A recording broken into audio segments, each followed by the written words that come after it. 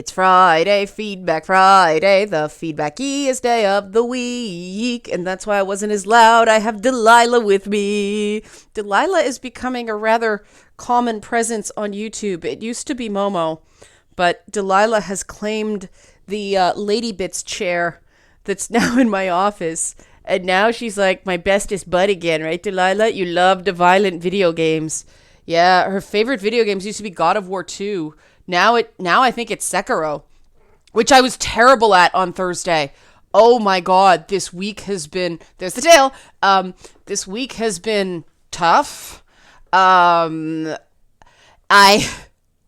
total overshare, but not a gross kind. I'm sparing you guys the gross kind of overshare, but it is definitely the start of some sort of allergy season, or I got hit by something from the plane back from Winnipeg. Because not only did the dog pee in my office and all the other stuff has been happening, but I broke out in a rash all across here that was itchy. And of course, that affected my sleep, which meant my eyes got worse. And if, during Twitch yesterday, I was constantly wiping my eyes. I played worse than usual. It was a bad scene, but I didn't want to miss it again because I missed Tuesday. The joys of being a YouTuber.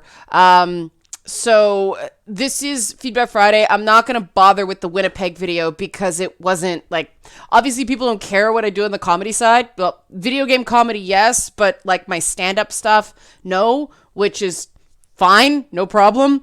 I will let, Chelsea Lou know that you guys found the kid farts hilarious. Credits to her. Very funny lady. So we'll move on to your actual comments because, let me do the shilling first. Help support this channel. Become a monthly patron. Patreon.com/Leanna K. You guys have been great of late. The bump has been fantastic. Can't complain. So thank you for that. The one thing I learned from the narcissism video is people love tests. It's interesting because I've done book stuff in previously and it bombed. Nobody cared. But this book thing was tied into a topic. So now I've realized if I'm going to talk about a book I've read, instead of reviewing the book, tie it into a discussion that people can participate in instead of it just being a review. That makes sense. But then the test, people were messaging me on Facebook and things like that, telling me the score they got in the test, which means I know a lot more about my friends than I once did. But, also, people just like tests. People like the interactivity. They're curious, so I will keep that in mind. The comments were really interesting. My favorite comment of the week was someone who, at first I was like, what is this comment? But I'll read it, and then I'll tell you why it's my favorite comment of the week. Okay? It says, there is a difference between a true narcissist and narcissistic personality disorder. The latter are weak wusses who pretend they think they are great, while the latter, I am verifiably the coolest thing in existence. I smile as I consider my belief in this as unshakable. I am God. But keep in mind, if you imprison 45 nobodies and lie that they're the best thing ever, it doesn't disprove the utility of my narcissism. You can't argue with results. Okay, why is this funny? The comment, the icon is a picture of Shoden from System Shock. Well done! See, that's a good troll. That's good. That's what trolling used to be. That's funny as F. Well done. I don't know who it is. Their username is just a symbol. But well done. That was really funny. Top marks. Interesting distinction, between true narcissistic personality disorder, which is a diagnosis, and just run-of-the-mill narcissism. It is different. Shoden is right. Of course she is. Shoden is always right. Yeah, there is a difference. narcissism is something of a colloquialism, but a lot of people said they're going to read the book, so I'll like spare you. You'll read it, and it's really cool. It's aged very well. So I'll move on to the Facebook ban stuff, which really interesting dichotomy there, because the people who primarily communicate with me on Facebook were okay with it. The people in the YouTube comments and Twitter thought the bans were terrible, which is an interesting dichotomy. I personally am concerned about, it's rather dystopian, isn't it? The idea that more and more of our public lives is controlled by private corporations. That disturbs me. But my other little bit of like futurism, if you will, is that I think eventually social media is going to stop being quite so dominant in people's lives. And I think people are going to go back to face-to-face conversations. Because let me tell you, face-to-face conversations are extremely different than the stuff on social media. In part because you get a chance to ask questions without other people jumping in, but also because I think you get a greater sense of a person as a person when they are in person. People have some really preconceived ideas about people they contact on social media to fight about stuff. The fight is what's important, not the person they're talking to, because they're not really a real person online in a lot of ways. But it was interesting. One of the things that came up with the comics in Winnipeg is, the upcoming Canadian election and what's going on in the US. We all sort of compared notes on how Trump jokes are received in the sort of sad state of Trump jokes go over better than any jokes about Canadian politics. I disagree. My Canadian politics jokes are awesome in the War on Stupid show. They always get like an "oh" reaction, which is what I want.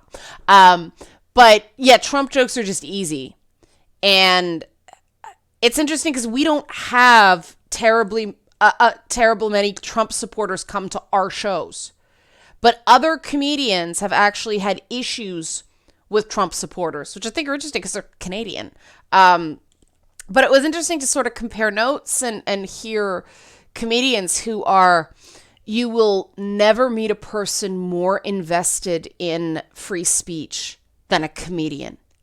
And it's interesting because in the real world, comedians are very still more concerned about the chilling of speech from the right than the chilling of speech from the left.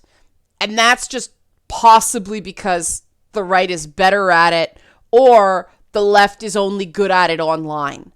I found that very interesting because some of these comedians are trans comics or gender nonconforming comics who go up and tell jokes. And, on the internet, some of the comments would be labeled transphobic when they're labeled in the real world funny. So they are extremely concerned about freedom for everyone because they recognize that freedom for everyone means freedom for them too. And there cannot be one freedom without another freedom. Now, of course, they're also concerned about people being raging jerks. I shouldn't say that. It's not that they're jerks. I don't like to use the term hateful because it's charged, but these are all people with a background of a denial of their existence that is very real. And you can tell when they speak about it, it's very visceral.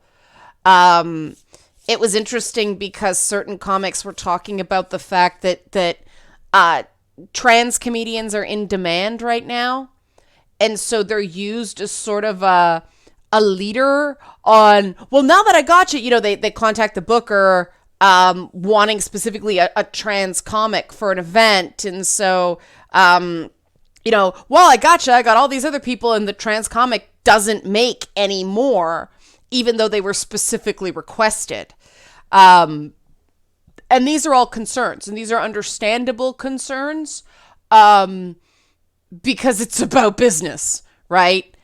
But these comedians have also, they also feel quite strongly about the denial of their existence, like the denial of their journey. And that's a very tender subject for them. Really interesting to talk to trans men who have not adopted the pronoun he, him. They use they, them, because they're not sure they want to take on all the baggage that comes with masculinity, which is extremely interesting. I was like, as soon as I heard that, I'm like, tell me more. I'd never encountered that opinion, and I found it fascinating.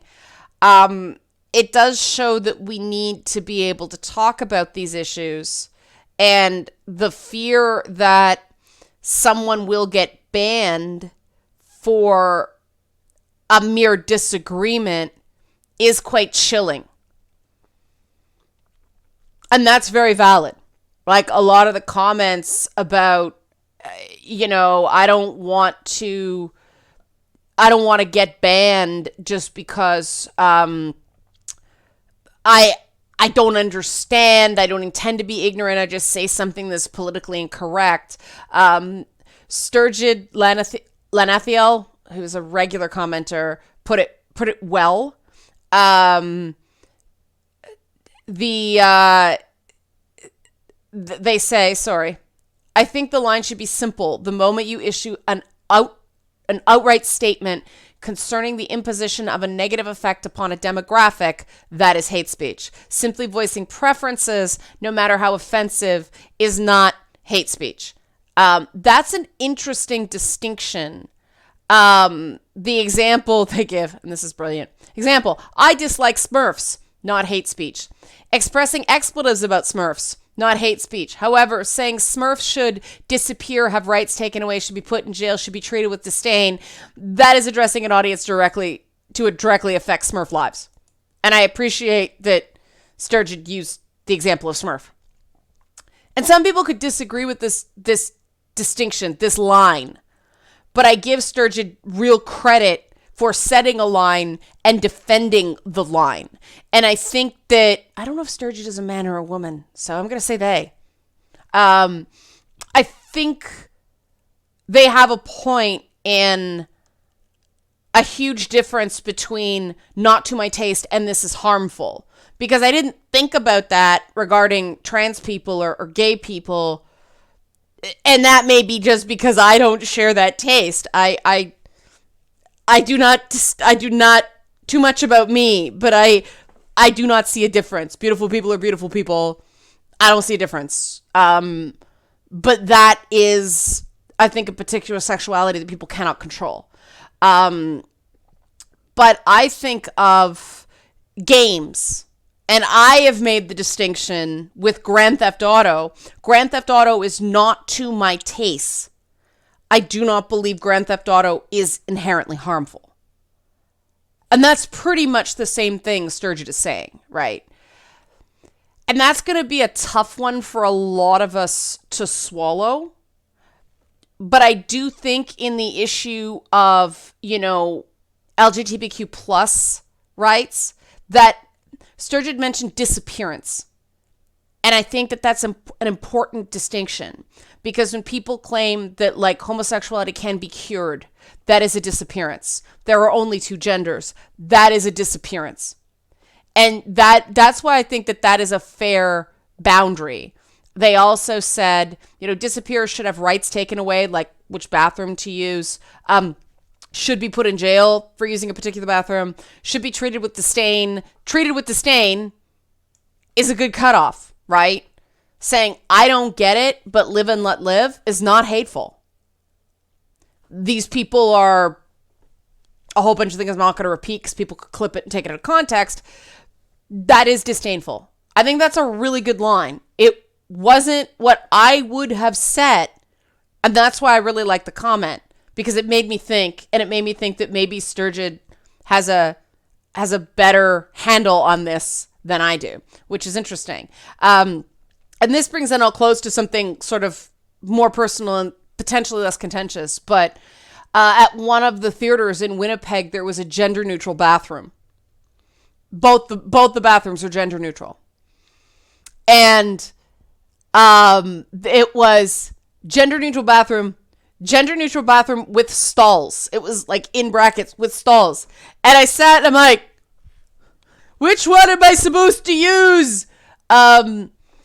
Because this very nice kind of older man had gone in before me, and I was like, I don't want to make him uncomfortable. I found out afterwards it wouldn't have made him uncomfortable, but I was like, how do I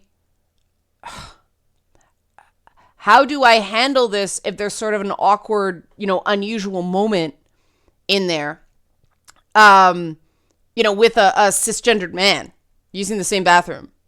Because, if I rip like a huge fart, that's going to be a bit weird. Yeah, back to farts. I know. But then I'm like, I'll just treat it like it's Battlestar Galactica, because on the new Battlestar Galactica show, they have like gender neutral bathrooms. No, go back and watch. They do. So I'm like, I'm just going to treat it like this. Now, nobody was in there, so it wasn't an issue. But that just kind of shows that even I have a bit of an issue with, oh man, do I want to subject some dude to my farts? That may be a little too aggressive for a lot of guys these days. It's kind of an interesting thing, and it's going to have to be something I think that everybody just has to get used to. I'm not sure that's a leap that some older people will be able to take, which is really interesting because that particular show, there was a lot of older people and it seemed to work fine. Maybe they were regulars and they were okay with it. But I can see some people being uncomfortable with that idea. And I'm trying to figure out how we find a happy medium. I mean, to me, it's, you kind of have, the stalls, who cares? But when there's urinals, that's a different story, right? But I mean, the one I've seen more is I was at the Stormcrow Manor. I took a buddy of mine out to celebrate his retirement. Yeah, I'm at that age where we're celebrating people's retirement.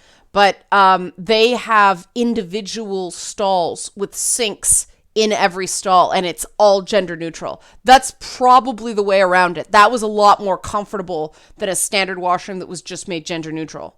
Because it's not the stall time. It's the stink time after the stall time where you have to own your huge fart that you just ripped because you thought it was the sanctity of the bathroom, right? Like, it's funny we think about these things. These things should not matter. Animals don't care about this stuff. They like rip a fart and go, was that me? And then they just go on with their day. They get really happy about the fact that they can lick their own butt without getting a cramp, and they go on being a happy little doggy or a kitty. They may do that awesome ballet foot when they like lick their own butt. But like, humans complicate these things. And that's an interesting part of being human, isn't it? I'm going to leave it here because a lot of you are probably still laughing about the idea of concussive farts in a gender-neutral bathroom. So have a good weekend. You can, like, go into the weekend lifted on the wings of my concussive farts. Help support this channel. Become a monthly patron. Patreon.com/LeannaK. Thanks for watching.